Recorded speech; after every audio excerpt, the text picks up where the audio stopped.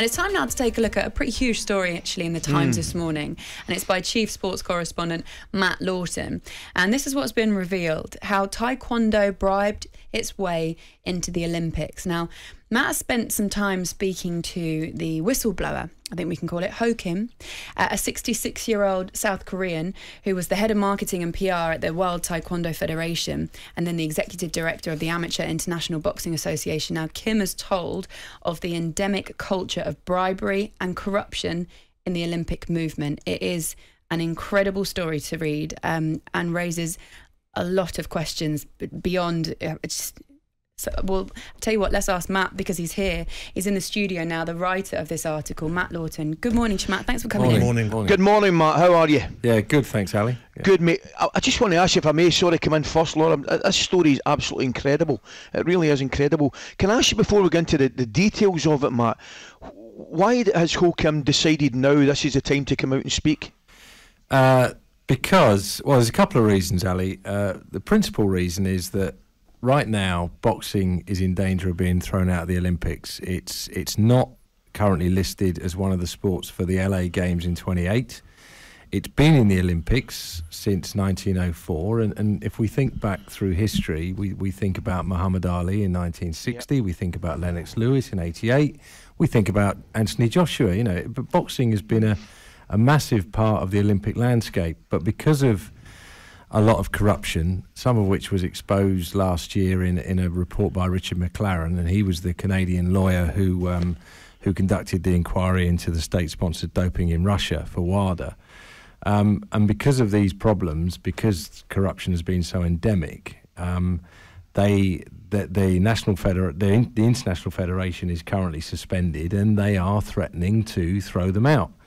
Now, Ho Kim's point with all this is the IOC really ought to take some responsibility for this, and he feels it's very unfair that they are being punished when actually, and it's part of the story, some of the people that he holds responsible for this were put into power to some degree by the IOC. They were IOC people.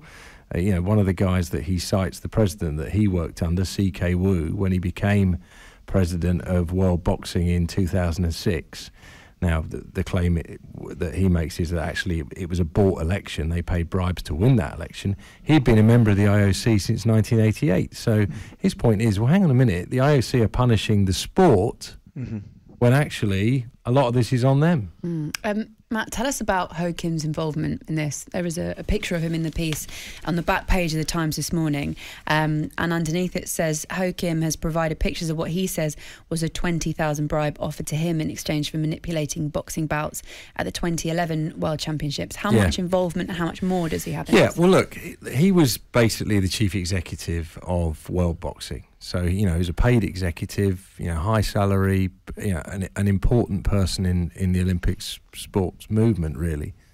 And I guess what makes this story unusual, we've had bribery scandals before. We had the Salt Lake City bribery scandal where you know, 10 members of the IOC were expelled because they took bribes leading up to Salt Lake City winning the right to host the 2002 Winter Olympics. What's unique about this story is we actually have the person who paid the bribes saying that he paid the bribes. That's what's so unique about it. And the picture you refer to there, the photograph you refer to, was a bribe that was actually offered to him. And amazingly, they, you know, when this, the story is that it was basically the Mongolian team wanted help with provided in the judging during that World Championships. And they presented him with this book at the start of the World Championships, and he didn't actually open the book. So it was when he got to the end of the World Championships, he didn't open the book. He gave it to a colleague because he didn't actually want the book. And then the colleague rang him back and said, "You haven't opened the book, have you?" And he said, "No, why?" He said, "Because there's an envelope stuck to the back of it, because it was inside this presentation box." So he then came back to his room, they opened the book, and inside the envelope was $20,000. So that was to try and affect a competition. But what he talks about as well is the payment of bribes that he was involved in, which he says was in one case to win an election in 2006 to actually put this guy from the IOC into power. But going back further, he was involved, he says, in paying bribes to get Taekwondo into the Olympics, because all these sports, and we see it now, I'm not suggesting that any of these sports that we're seeing now, skateboarding, breakdancing, have paid bribes to get in, but all these sports, different sports, are fighting to get into the Olympics. It's a big deal to be in the Olympics. Matt, and he's saying in this case, Taekwondo bribe people to get into the Olympics. Wow. Matt, it's absolutely unbelievable. I want to ask you, I mean, I get back, I'm not naive to think, we all used to think about the Olympics as being, amateur sportsmen and women at their finest, the greatest sporting event of all time. I appreciate that's changed. But I'm thinking about more other sports as well. You look at World Cup in Russia, question marks, World Cup in Qatar, question marks. You could talk about Blatter, Platini. I mean, this is effectively just another massive slap in the face for the general public, is it not? Yeah, look, that's the thing, Ali. It wasn't that long ago that we were watching footage of FIFA executives being dragged out of a hotel in Switzerland with blankets over their heads.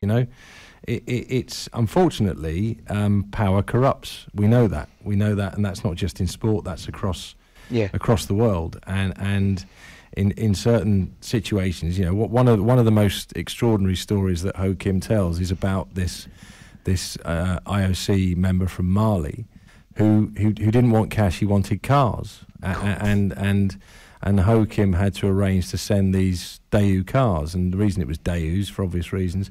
Taekwondo is a Korean martial art, and they were based in Korea, and this guy apparently liked Daewoo cars. So they sent him one car, and he loved it so much he then came back on and said, "Can I have another one?" So now this guy, we know, was then actually implicated in the he's passed away now. His name was Lamine Keita, but he was then implicated only a couple of years later in the Salt Lake City scandal, and he was ejected from the IOC. So we know he's corrupt.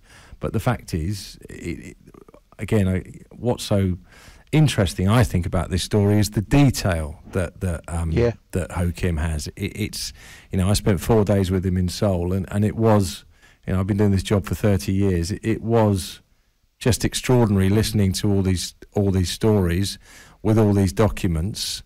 And also calling on other people, there were other people going back to the $20,000 bribe. There were other people in the room that day. I've spoken to other people that were in the room when they opened that envelope and they took those pictures. It was an extraordinary moment. So Matt, what happens next? Are there ramifications? How do you deal with it?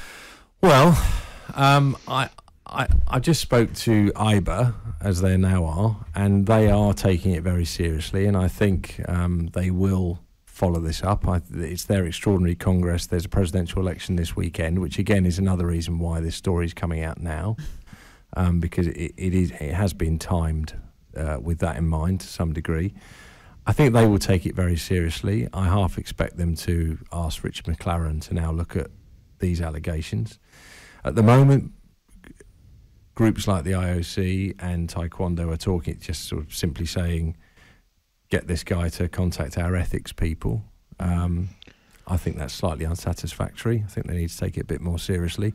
But let's see, there's more stories to follow. There's a story to come tomorrow, which is extraordinary in that there is a boxer in Thailand who is going to discover, when he reads the Times, I am trying to get hold of him, that he shouldn't have been eliminated in the London Olympics. Right. He won the fight.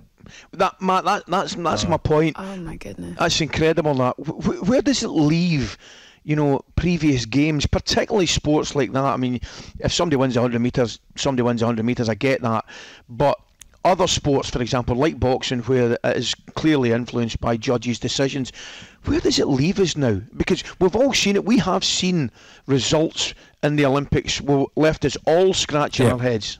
Well, absolutely. One of the most memorable ones being Roy Jones Jr. in 1988, and he has some interesting theories on that as well. But many felt it was a Korean stitch up because it was a Korean fighter who was given the gold medal. I actually did an interview with Roy Jones Jr. and the Korean fighter last year, and to this day he remains embarrassed that he won that gold medal. But look, that was part of the McLaren report last year. Ali, that bribes were being offered to try and manipulate bouts. Ho talked about when they took over in 2006, and not long after that $20,000 bribe, ahead of London, he was offered, he says, 2 $350,000 bribes by 2 different countries to try and affect the boxing in London.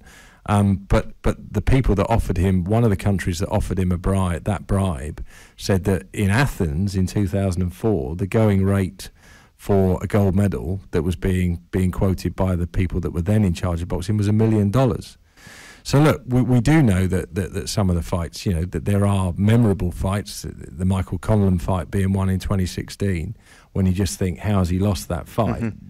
I have to say the story I've got tomorrow actually isn't about corruption. It was an error. It was an error by the technical officials. But the fact of the matter is, there is a guy, he's 36 years old now, who should have won. And he's going to find, as I say, I'm trying to contact him now, but it's an amazing story. You should read the Times tomorrow. Yeah, will there be definitely. a chance of Taekwondo being taken away from the Olympics? Is that a... You know what, Gabby, it's a great question. You should be the sports editor of the Times, because he asked exactly the same question this morning. I certainly think it's worthy of revisiting, and that's where I think the IOC needs to take it very seriously, because absolutely, these allegations need to be properly examined. Now, on a, Ali's making the point about the athletes themselves, I think it'd be very harsh on the athletes. I think the sport has been a great addition to the Olympic programme. I like any sport where the Olympics becomes the pinnacle.